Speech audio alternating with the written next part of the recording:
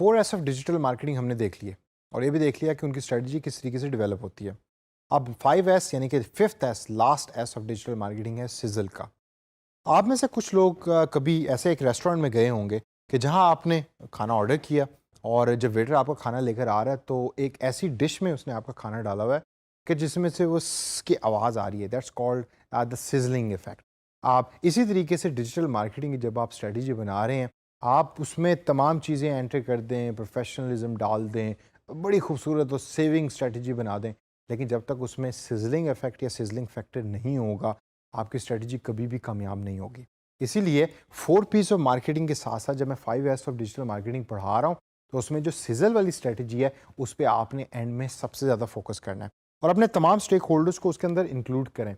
और कोई भी स्टेक होल्डर का मतलब है वो तमाम क्लाइंट के लोग या कंपनी के लोग कि जो जो उस पर्टिकुलर स्ट्रेटजी का हिस्सा होंगे, उनको हम स्टेक होल्डर कहते हैं। अब डिजिटल मार्केटिंग की स्ट्रेटजी, सिजलिंग स्ट्रेटजी कैसे बन सकती है?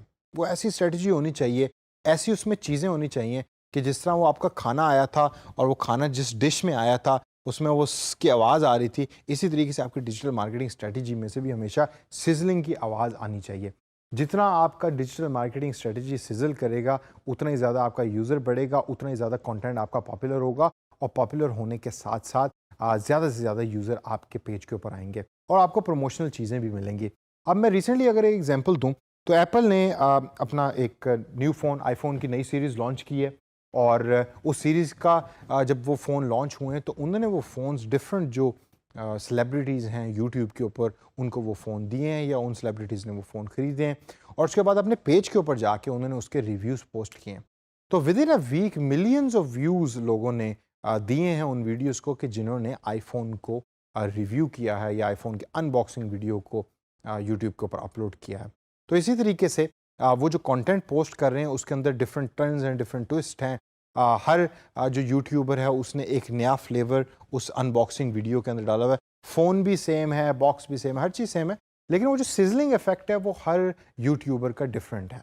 अनबॉक्स थेरेपी नाम का एक चैनल है जिसकी मैं अक्सर एग्जांपल देता होता हूँ। उसकी अगर आप कभी भी अनबॉक्सिंग देखें, अनबॉक्स थेरेपी, उसकी अनबॉक्सिंग मुझे बड़ी पसंद है। तो उसका एक अपना एक स्टाइल है चीज़ों को अनबॉक्स करने का, टेक्नोलॉजी आइटम्स को अनबॉक्स करने का, और बहुत सारे लोग उसके चैनल को व्यू भी देते हैं और उसकी जो वीडियोस पोस्ट हो रही होती हैं उसको देख भी रहे होते हैं। अब जब भी आपने सिजलिंग स्ट्रेटजी बनानी है तो उसमें कौन कौन से एलिमेंट्स हैं या कौन कौन से ऐसे फैक्टर्स हैं कि जिसको आपने ज़हन में रखना है। सबसे पहला और मोस्ट इंपॉर्टेंट है कि ऑलवेज इंट्रोड्यूस न्यू एलिमेंट्स।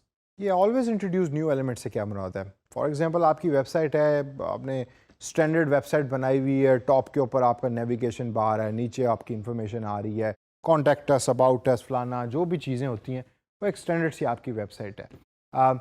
उसको चेंज करें, उसमें नए एलिमेंट्स लेकर आएँ, देखें डिफरेंट वेबसाइट्स को कि आजकल लोग क्या देखना चाह रहे हैं। आपने अक्सर देखा होगा कि यार ये बंदा बड़ा ट्रेंडी है, ये बंदा बड़ा स्टाइलिश है। क्यों? क्योंकि लोग स्टाइलिश और ट्रेंडी चीज़ों को देखना चाहते हैं, उनको समझना चाहते हैं, उनको पढ़ना चाहते हैं और डिजिटल एनवायरनमेंट में सिजलिंग इफेक्ट हमेशा ट्रेंडी चीज़ों को लेकर ही आएगा। ट्रेंड के ऊपर मैं आगे बात करूँगा, लेकिन जो इंट्रोडक्शन ऑफ न्यू एलिमेंट्स है उसको आप ज़हन में रखें, ख्वाह वो वेबसाइट के ऊपर हो, ख्वाह वो फेसबुक के ऊपर हो। अपने नए एलिमेंट्स लेकर आएँ, नई चीज़ों को लेकर आएँ। आप हो सकता है आपके वेबसाइट को किसी ने लॉगिन किया है, उस पे वेबसाइट के ऊपर विज़िट किया है, तो एकदम एक ऐड चलना शुरू हो गई है। डिजी स्किल्स की अगर आप वेबसाइट को देखें, तो आप नोट करें जब आप digiskills.pk लिखते हैं, तो जो मेन पेज जो लर्निंग पेज आपका होता है, उस पे पीछे एक वीडियो चल रही होती है। उसकी ऑडियो तो नहीं आ रही, लेकिन वो वीडियो आ रही है, तो वो एक बड़ा अच्छा आपको एक इफेक्ट दे रही होती है। That's a new element which they have added in the website. Second point जो है वो है एक्साइट एंड एंटाइस। अपना जो यूज़र है उसको एक्साइट करें। वो चाहता है कि वो आपके कंटेंट को पढ़े, वो चाहता है कि वो आपके कंटेंट को देखे, उसको रेगुलरली विजिट करे। लेकिन अगर उसमें कोई एक्साइटमेंट नहीं है तो वक्त के साथ साथ कोई ना कोई ऐसा आपका कंपेटिटर आ जाएगा कि जो उसी कंटेंट को अच्छे तरीके से एक्साइटमेंट के साथ प्रेजेंट कर रहा है, और जब वो करने लग जाएगा तो आपका यूज़र फिर आपसे हट के उस पर्टिकुलर नए यूट्यूबर या नए फेसबुकर के पास चला जाएगा और आप अपना यूज़र जो है वो खो देंगे। और एक दफ़ा यूज़र जब आपका चैनल खो रहा है तो it's very difficult to bring back that user. जो मैंने आपको पहले भी एक सेशन के अंदर एग्जांपल दी थी, वो पेज कि जो लिंक पोस्ट करता था और जब भी मैं उस लिंक पे क्लिक करता था तो वो कंटेंट रेलेवेंट नहीं होता था जो उस लिंक में लिखा होता था। तो इसी वजह से जब भी कोई चीज़ आप बना रहे हैं तो उसमें सिजलिंग इफेक्ट डालने के लिए हमेशा एक्साइटमेंट का फैक्टर हो, एंटाइसमेंट का फैक्टर हो, लोगों को आप बताएं कि ये चीज़ जो हम कर रहे हैं हम खुद भी एक्साइटेड हैं करने के लिए। अगर आपने कोई वीडियो लॉग बनाते हैं, आप वी लॉगर हैं और आप गिलगित बल्तिस्तान गए घूमने फिरने के लिए, तो आपके वीडियो से लगना चाहिए कि ठीक है वो जगह खूबसूरत है लेकिन आप खुद भी एक्साइटेड हैं वहाँ, और उस वीडियोस को लोग देखें, उसका कंटेंट फ्रेश होना चाहिए और लोग उसको देखकर ये चाहें कि यार हम भी उस एरिया को विजिट करें और हम भी उसकी ब्यूटी के साथ या ब्यूटी से मुस्तफीद हों। तीसरे नंबर के ऊपर ब्रांडिंग।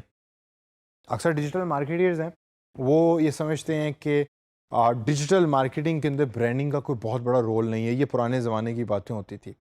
ऐसा बिल्कुल नहीं है। Branding is still relevant, branding is still important.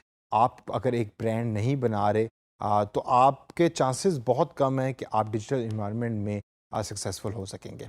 इसी वजह से जब भी आपने कोई भी ऑनलाइन पेज बनाना है या ऑनलाइन वेबसाइट बनानी है, ऑनलाइन बिजनेस सेटअप करना है, तो उसका ब्रांड का जो पूरा एक थीम है, वो ब्रांड का थीम इंटरकनेक्टेड होना चाहिए। जो आपकी वेबसाइट की कलर है, एलिमेंट्स हैं, वो ही आपके फेसबुक में भी रिफ्लेक्ट कर रहे होने चाहिए। आप किसी भी बड़ी कंपनी का उठा के देखें, उसका पेज देखें फेसबुक का, उसका लिंक्डइन का पेज देखें, उसका ट्विटर का पेज देखें और उसकी वेबसाइट देखें, आपको वो तमाम चीज़ें आपस में इंटरकनेक्टेड लगेंगी। उसके कलर्स आपको इंटरकनेक्टेड लगेंगे, एक ही तरह के लगेंगे, ऑप्टिमाइज्ड हैं।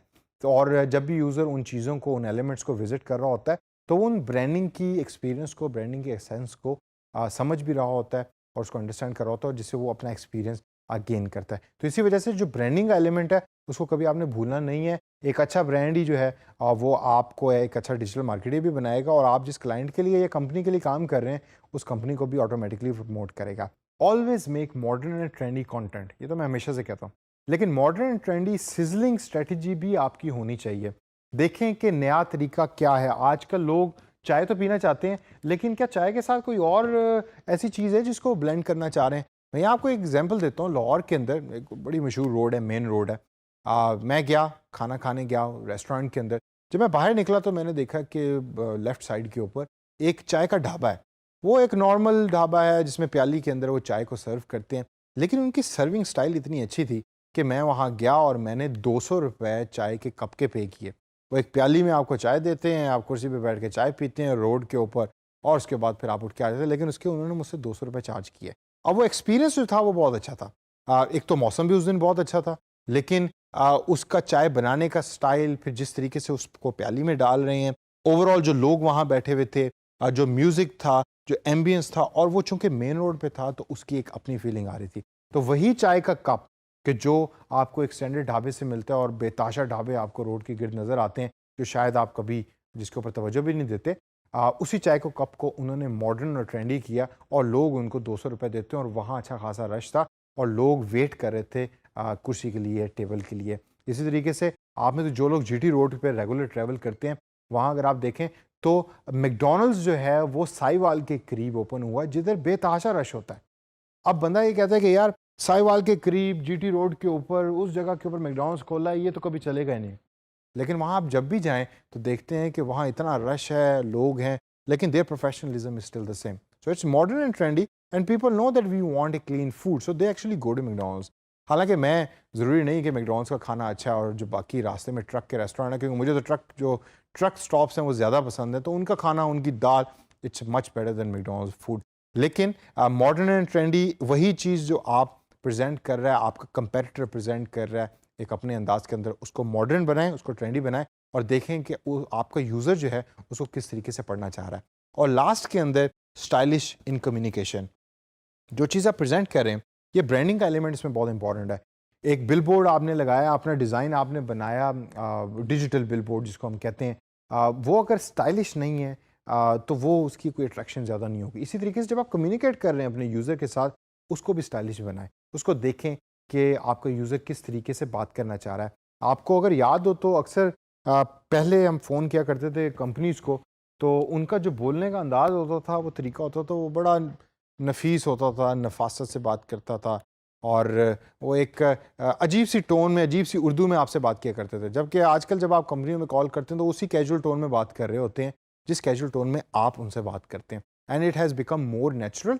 आप वो स्टाइलिश नहीं है लेकिन नेचुरल है, और नेचुरल स्टाइल ही आपने अपनाना है और उसको अडॉप्ट करना है। और जब आप तमाम चीज़ें कर लेंगे तो सिजल इफेक्ट ऑटोमेटिकली वक्त के साथ साथ क्रिएट होना शुरू हो जाएगा।